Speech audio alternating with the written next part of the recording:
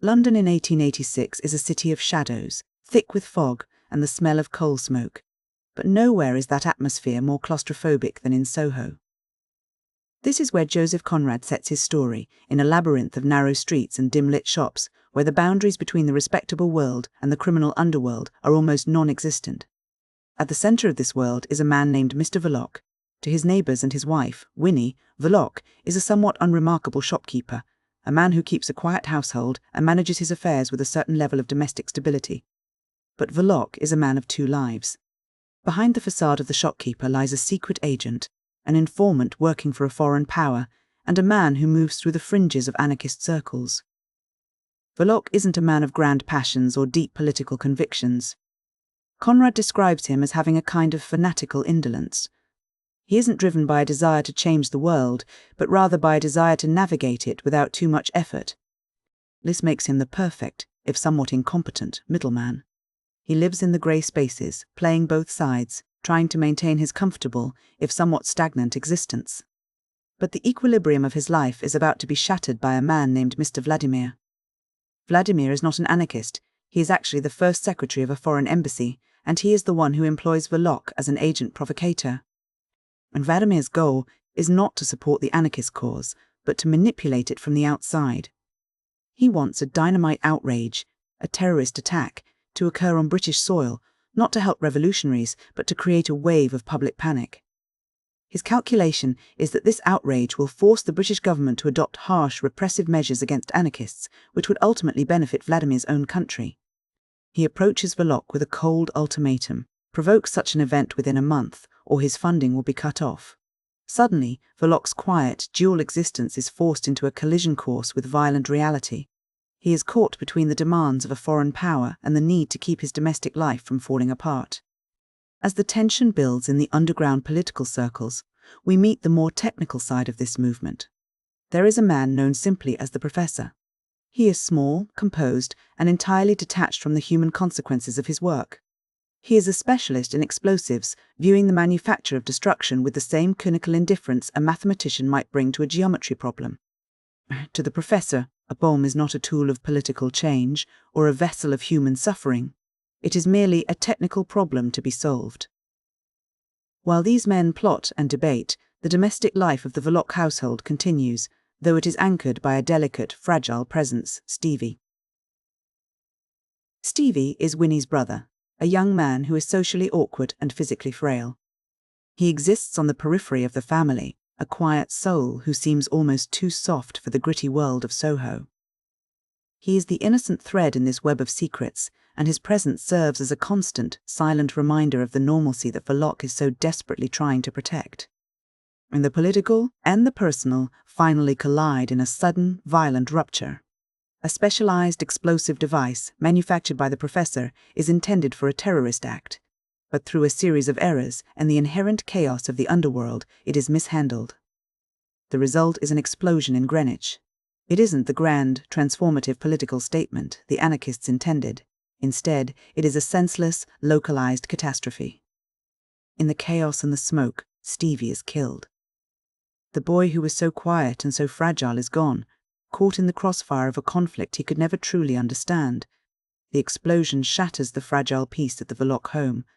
As the news of the death ripples through the city, the police begin to move. Chief Inspector Heat, a pragmatic officer who understands that the law often requires operating in the murky grey areas, begins to navigate the web of misinformation. He knows that to catch the real criminals, he has to use men like Verloc, even if those men are themselves part of the problem. But the true tragedy isn't happening in the police stations or the anarchist meeting rooms. It is happening in the living room of the Verloc house.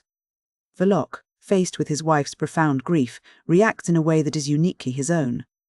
He is a man who manages life by pretending the difficult parts don't exist. He treats Winnie's mourning not as a deep, soul-crushing loss, but as a social inconvenience, a nuisance to be managed with patronizing sympathy. He tries to talk her through it, to smooth over the jagged edges of her pain with the same detached, superficial manner he uses to handle his business dealings.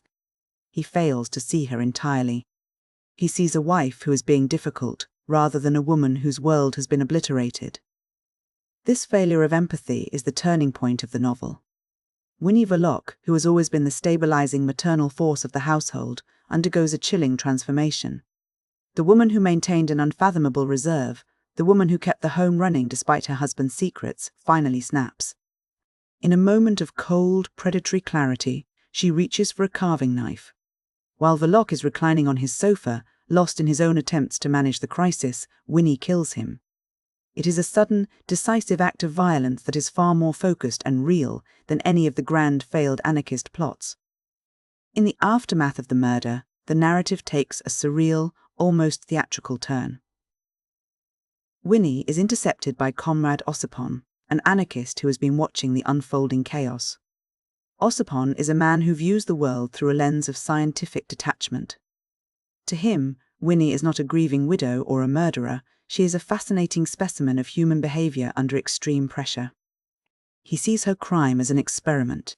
In a bizarre, highly orchestrated sequence, Ossipon helps her create an alibi, using the chaos of the city and the movement of people to mask her actions. He treats her escape as a way to study the mechanics of crime and survival, turning her tragedy into a performance. By the end of the story, the central figures are all left in states of profound dislocation. Winnie, the woman who once held everything together, is now a fugitive, lost in the vast, indifferent labyrinth of the city. The professor remains a nihilistic, technical force, waiting in the shadows for a destruction that may never come. Ossipon, who thought he could observe the world without being changed by it, descends into a psychological breakdown, his scientific detachment crumbling when confronted with the messy, unmanageable reality of human suffering. As we look back at the wreckage of the Verloc household, we can see the core of what Conrad was exploring. The novel is a study in the failure of communication and the limits of human connection. Verloc's inability to truly see his wife and the police's inability to grasp the true nature of the men they employ create a vacuum where tragedy is inevitable. There is a profound sense that the individual, no matter how much they struggle or how much they suffer, is ultimately swallowed by a vast, indifferent social and political machine.